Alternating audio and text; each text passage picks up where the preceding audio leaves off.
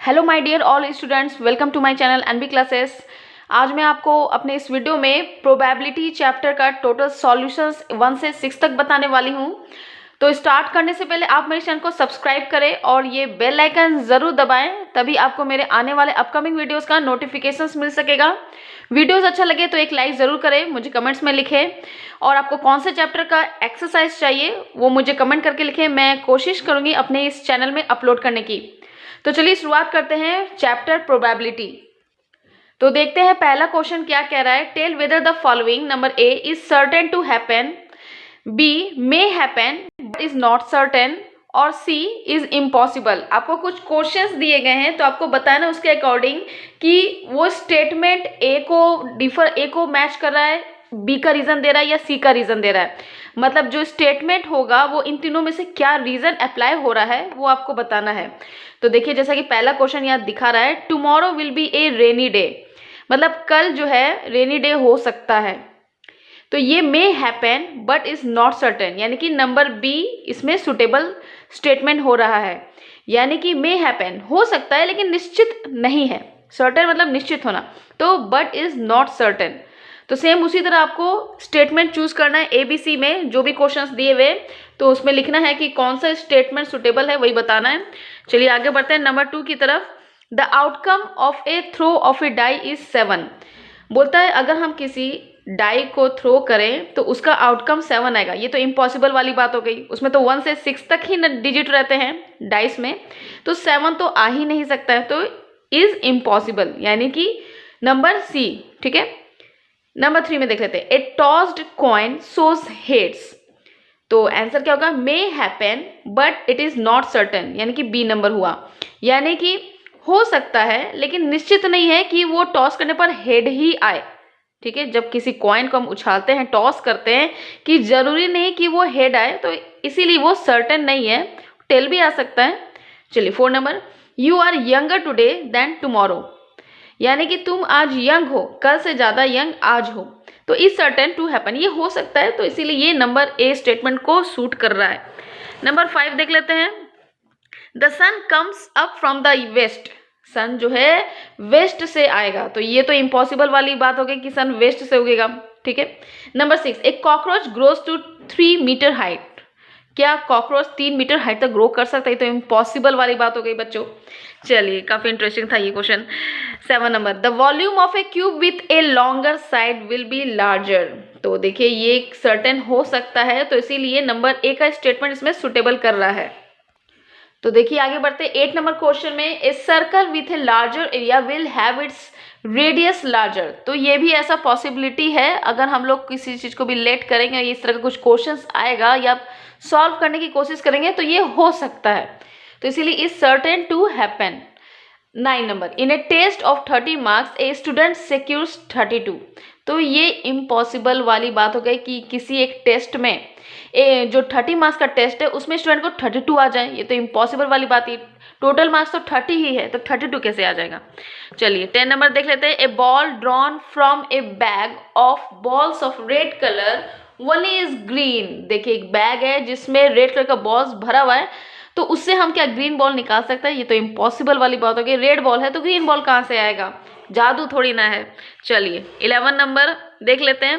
1 gets a number less than 1 on throwing a die, तो बोल रहा है कि अगर हम किसी एक डाई को थ्रो करते हैं तो उसमें 1 से कम नंबर आएगा। 1 से कम नंबर कैसे आ सकता है बच्चों, उसमें तो डाइस में 1 से 6 तक नंबर ही लेबल किया हुआ रहता है, तो 1 से कम तो आना इम्पॉसिबल वाली बात हो गई। चलिए आगे देखते हैं 12 number. Today the moon will not revolve the earth, ऐसा कैसे हो सकता है कि मून जो है अर्थ का चक्कर ना काटे, ये तो इम्पॉसिबल वाली बात हो गई, सो आंसर इज इम्पॉसिबल। चलिए नेक्स्ट क्वेश्चन बनाएंगे। आइडेंटिफाई द फॉल्स स्टेटमेंट, और हर एक स्टेटमेंट का मैंने रीजन भी बताया है, आप रीजन को ध्यान से सुनिए क्योंकि ये रीजन आपको हेल्पफुल हो सकता है, होगा ही। चलिए, the probability of a certain event is 0, तो ये फॉल्स स्टेटमेंट है। क्यों, this means that there is no chance that the event can take place. The probability of a certain event, किसी भी इवेंट का प्रोबेबिलिटी है जो है वो 0 कैसे हो सकता है, यानी कुछ ना कुछ तो प्रोबेबिलिटी होगा ही, नहीं हो ये नहीं हो सकता, तो इसीलिए फॉल्स है। Now come to question number 2 का 2, the probability of an impossible event is 1। तो ये फॉल्स स्टेटमेंट हुआ। बोलता है कि कोई इवेंट हो ही नहीं रहा है तो उसका प्रोबेबिलिटी 1 दे रहा है, तो ये तो होना ही नहीं है। तो रीजन क्या है? The probability of an impossible event is 0। Probability of any sure event is always equal to 1 as the total number of favorable outcomes is equal to the total number of possible outcomes. The probability of an impossible event is 0 because it cannot occur in any situation. अब देखिए 2 का 3 में क्या लिखा हुआ है? The chance of getting heads in the throw of a coin is 50-50. This is true. In the throw of a die, the probability of getting the number 1 is 1. ये false statement हुआ। तो रीजन क्या है इसका? The list of probable outcomes are 1, 2, 3, 4, 5, 6 in a single throw of a dice. Since no outcome is greater than 6, the probability is 0. चलिए 5 number देख लेते हैं। When a coin is tossed, there are 2 possible outcomes. तो ये तो true होना ही है, क्योंकि yes, there are 2 possibilities of outcome when a coin is tossed. Either head can come or tails can come. It's true. चलिए 6 number देख लेते हैं। When a month is chosen at random, there are 12 possible outcomes. So this statement is true. Yes, this statement is true as there are 12 possible outcomes from January to December. तो इसीलिए ये statement true हुआ। Now come to question number 3. A coin is tossed 250 times. The head side appears 136 times and the tail side 114 times. When the coin is tossed at random, find the probabilities of getting heads and tails. तो देखिए total number of outcomes 250 है। Probability of getting heads कितना है? 136 मिला था, यानी कि 250 में 136 बार हेड आया था और टोटल आउटकम्स यहाँ तो हो गया 125। प्रोबेबिलिटी ऑफ गेटिंग टेल्स, तो देखिए 250 बार उस कॉइन को जब टॉस किया गया तो टेल आया था 114 times. 114 by 250, that is 57 by 125. Now come to next question. Question number 4. 2 coins are tossed simultaneously 100 times and the results are the following. Double heads 36 times आया था, single heads 33 times आया था, double tails 31 times आया था। तो when 2 coins are tossed at random, what are the probabilities of getting double heads, single heads, double tails? तो देखिए यहाँ मैंने इसका सॉल्यूशन कुछ इस तरह से बनाया है। टोटल नंबर ऑफ आउटकम्स तो 100 है। Probability of getting double heads, तो डबल हेड्स आया था 36 बाय टोटल आउटकम्स यानी कि 36 by 100, that is 9 by 25। Probability of getting single heads 33 by 100। Probability of getting double tails यानी कि 31 by 100।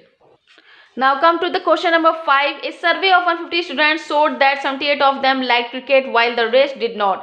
Out of these students, one is chosen at random. Find the probability that the chosen students likes cricket and number 2 does not like cricket.